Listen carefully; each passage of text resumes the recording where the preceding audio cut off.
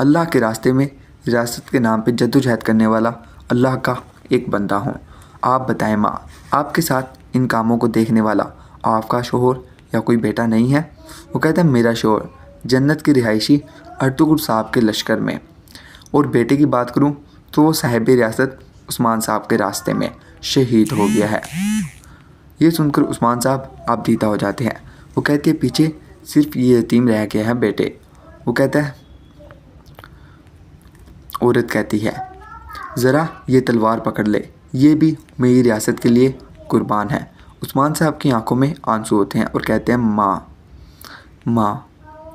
फिर उस्मान साहब उस औरत के हाथों को चूमते हैं और कहते हैं जब तक आप जैसी माँओं का वजूद है ये रियासत अब्दी रियासत है। सभी क्यों ना आ जाएं, सभी क्यों ना आ जाएं, हमें कोई घुटने नहीं टिकवा सकता। औरत कहती है सलामत रहो, तुम बेटी हमेशा सलामत रहो। क्या तुम्हें भूख लगी है बेटा? दस्तरखान पर बैठो। वो कहते हैं मैं भूखा हूँ माँ, मैं भूखा हूँ। मेरा नाम उस्मान साहब कहा जाता है। मेरे पीछे बहुत से जवान मर्द खड़े हैं, लेकिन मैं आपकी दुआओं का भूखा हूँ। ये सुनकर औरत हैरान रह जाती है और कहती है उस्मान साहब। उस्मान साहब कहते हैं ज़रा ये हाथ खोलें माँ, मेरे लिए, मेरे हमनवा तुम्हारे बहादुरों के लिए दुआ करें। हमारी मुहिम्मात आप जैसी माओं की दुआओं की बदौलत फतह से हमकनार होगी। फिर उस्मान साहब उस औरत के हाथों को चूमते हैं और कहते हैं दुआ करें माँ, दुआ करें। वो औरत दुआ करने लग जाती है। उस्मान साहब कहते हैं बेटे ज़रा आओ मैं देखूं। फिर उस्मान साहब उस बेटे को भी प्यार करते हैं। यहाँ पर जहर कुतै और बुरहान साहब आगे बढ़ रहे होते हैं छुपते छुपाते। जहर कुतै और बुरहान साहब किला आग हिसार की दीवारों पर मौजूद होते हैं। बुरहान कहता है भाई कोई आ रहा है, कोई आ रहा है, आगे चलो आगे। ठीक है ठीक है। वो लोग आगे बढ़ने लगते हैं। जहर कुतै कहता है भाई खैर है। बुरहान कहता है जब हम जिम्मेदारी पे हैं तो तुम्हारे जहन में क्या है जहर कुतै? जहर कुतै कहता है मैंने अपने माजी को मंगोल जहर कुतै को दफन कर दिया है, लेकिन बुरहान कहता है तुम्हारा माजी तुम्हारा पीछा नहीं छोड़ रहा है भाई। हमने सोचा कि तुम्हारा कोई नहीं है। तुमने इतने अरसे तक क्यों छुपाया कि तुम्हारा कोई भाई है? जहर कुतै कहता है यकीनन किसी दिन बता देता, लेकिन क्या फ़र्क पड़ता है, वो मुझे अपना दुश्मन समझता है। बुरहान कहता है भाई अपनी जान आजमाइश में ना डालो, यकीनन वक्त आने पे वो तुम्हें समझ जाएगा। जहर कुतै कहता है हम देखेंगे, लेकिन वाहिद मसला ये नहीं है भाई, मुश्किल दिल हमारा इंतज़ार कर रहे हैं बुरहान, मंगोल, वो आदमी जिसे चाहें इसे ज़मीन में बोस किए बगैर नहीं रुकते। बुरहान कहता है भाई भेड़ियों ने कब गिद्दड़ों के लिए मैदान को खाली छोड़ा? हाँ, अमन को तबाह करने वालों की मौत बनेंगे। जहर कुतै मौत।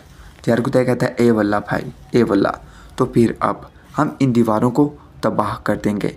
सूरज चढ़ती तारीकी की रूहें जिस पर हुकूमत कर रही हैं इस आग हिसार को इस्लाम से मुशर्रफ करेंगे। वो कहते हैं इंशाअल्लाह भाई, इंशाअल्लाह। बुरहान कहता है भाई सूरज ने अपने आप को दिखाना शुरू कर दिया है। जहर कुतै शाबाश, आओ उड़ने वाली आग को अच्छी तरह से चारों तरफ रखते हैं, चलो। ये कहकर वो लोग आगे बढ़ जाते हैं। जहर कुतै और बुरहान छुपते छुपाते आगे बढ़ रहे होते हैं और फिर आग की थैलियों को पानी वाले रास्ते पर रख देते हैं। वो 7-8 थैलियाँ इधर रखते हैं। जहर कुतै कहते हैं हाय माशाल्लाह, हाय माशाल्लाह। ये कर वो वहाँ से चले जाते हैं। फिर यहाँ पर एक सराय दिखाया जाता है जहाँ पर मंगोल मौजूद होते हैं। तो इगर कहते हैं तुम ख़त्म उस्मान, तुमने अपनी मौत के हुक्मनामे पर अपने हाथों से दस्तखत किया है। तुमने ना सिर्फ मुझकर बल्कि मंगोल रियासत के ख़िलाफ़ भी ऐलान जंग किया है। फिर तो इगर एक ख़त निकालता है और मोहर उस पर लगा देता है। फिर कहते हैं ये लो, इसे कमांडर ओलोगान के पास ले जाओ। जब इसे ख़त मिलेगा तो वो अपनी तमाम फ़ौजों के साथ यहाँ आएगा।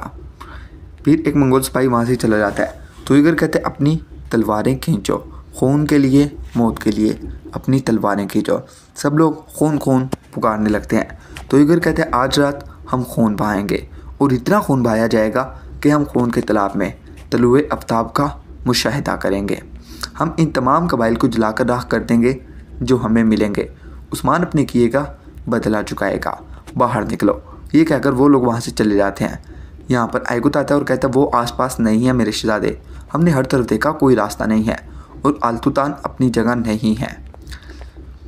बेगम खातून कहती है ओरहान अगर कुछ पूरा हो गया तो। अलबाई कहते हैं क्या हमें सिपाहियों को भेजने की ज़रूरत है मेरे शहजादे। ओरहान कहता है। इतने में बाहर से आवाज़ आती है होशियार उस्मान साहब। उस्मान साहब उधर आ जाते हैं। ओरहान ये देखकर कुछ होता है और कहते हैं आपके ना मिलने पर हम बहुत परेशान हो गए थे, हमने सोचा कि कोई मसला पेश आ गया है। उस्मान साहब कहते हैं फतूहात सिर्फ किलों के लिए नहीं होती, सबसे पहले ये दिलों के लिए है। इसके लिए हमने बहुत खून बहाया, पसीना बहाया, लेकिन हमारे पीछे हमारे लोग हैं जिनके दिलों में दुआएं हैं और इनकी आंखों में आंसू हैं, हमें इन्हें नहीं बोलना चाहिए। ओरहान कहता है ठीक है हजूर। फिर उस्मान साहब कहते हैं बाला को ख़बर भेजो, इसे फौरी तौर पर फलाही मरकज़ कायम करना होगा, इसे ज़ाती तौर पर हर चीज़ का ख्याल रखना होगा। इस फलाही मरकज़ से इंशाअल्लाह हम अपने अवाम के तमाम मसाइल हल करेंगे। ओरहान कहता है जैसे आपका हुक्म मेरे हजूर। उस्मान साहब कहते हैं वक्त आ गया कि हम आग हिसार के लिए हतमी इक़दाम करें, जिसे हम काफ़ी अरसे से घेरे हुए हैं। फिर कई कबीला दिखाया जाता है जहाँ पर लोग मौजूद होते हैं। इतने में मंगोल वहाँ पर हमला कर देते हैं और हर चीज़ को तहस नहस करना शुरू कर देते हैं। मंगोल सिपाही बड़ी बेदर्दी से जो भी रास्ते में शख्स आता है उसको शहीद करते चले जाते हैं। तो इगर भी यहाँ पर आता है और कहते हैं इन सबको मार डालो, इन्हें अहले खान का गज़ब दिखाओ, सबको मार डालो।